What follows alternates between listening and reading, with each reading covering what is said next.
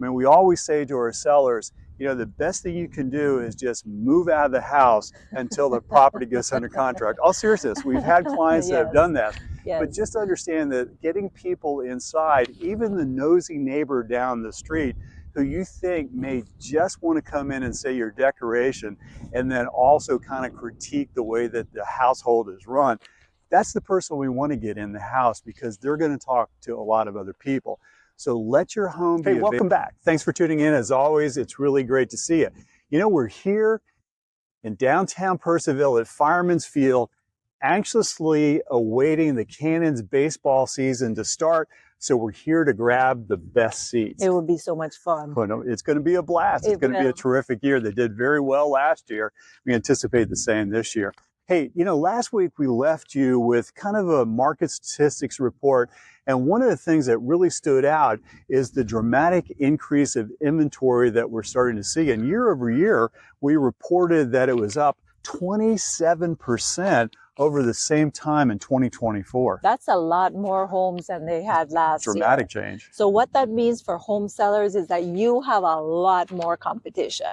And so what Ray and I are going to do today is to tell you 6 things that we truly believe are going to make you stand out among the others. Yeah, and probably the premier thing, because we started to realize, you know, kind of curb appeal, the driving up to the house, seeing it off in the distance, has probably been exchanged a little bit for that kind of online appeal, if you will. And people really, really do pay a lot of attention to photography now, the photos that are put there online. So probably the major recommendation to begin the marketing process that we give you, certainly you want to go through and get the house prepared, but you also want to make sure you have a professional photographer come through.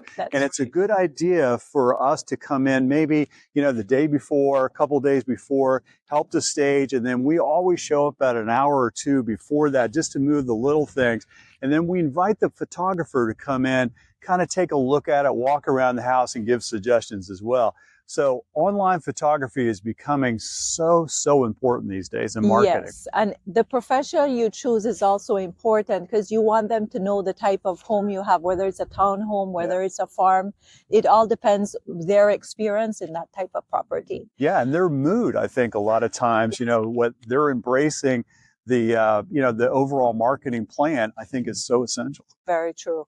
The second thing, so if you have buyers looking at your home because of the stunning photos, the next thing they're going to do is they're going to read that description.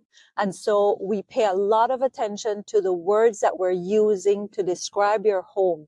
What we're looking to do is to highlight those best features that will make your home stand out and really add value to what they're going into. So whether it's a community that they're looking for, or whether it's no HOA they're looking for, or whether it's a special hot tub, jacuzzi, everybody's got different requirements, bowling right? alley, you know, whatever it is, you want to make sure that that description really captures their attention. You're telling that story. Yeah, and how many characters do we have now within our 5,000? 5,000 characters, so we can become very verbose. We can almost write a novel within that. Yes. Well, and we've talked a lot about this before, but the curb appeal, is somebody pulls up in front of your house and is there, it's very important to make sure that the house is dressed appropriately as they walk in, because as they say, you never get a second chance to make a first impression.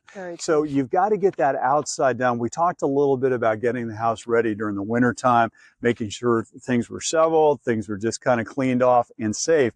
Well, the same holds true in the spring as well. And you need to make sure that the pathways are clear, bushes are cut back, you know, just make sure that it's ready for visitors. And then the staging. I mean, we've talked so much about staging, and it's so worth it to have someone come in. I mean, we do a great job. Denise is absolutely brilliant when it comes to this, but have somebody come in that has an unbiased eye, if you will. Take a look at the house, go room to room to room.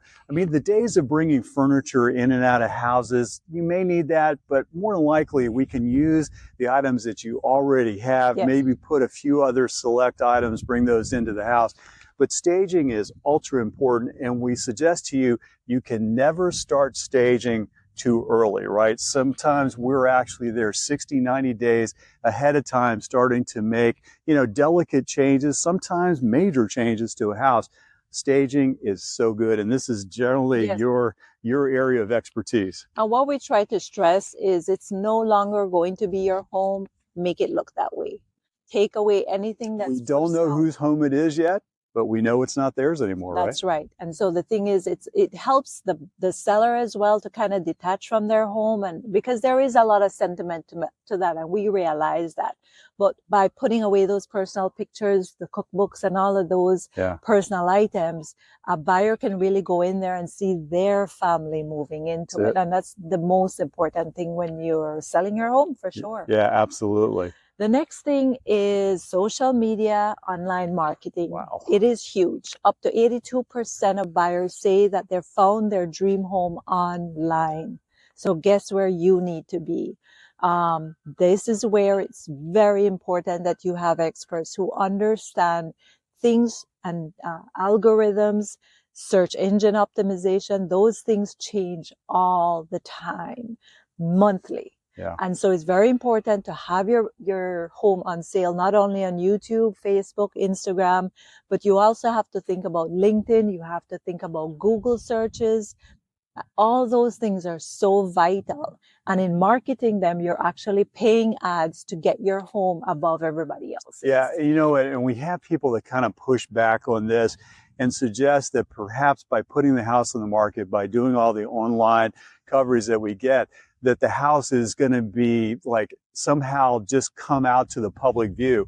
The reality is it's already out there. If you look on Google, if you look on the Zillows, if you look on Realtor.com, your house is already out there. Mm-hmm. And there's addresses being shared, there's information that's being shared, regardless of whether you're on the market or not.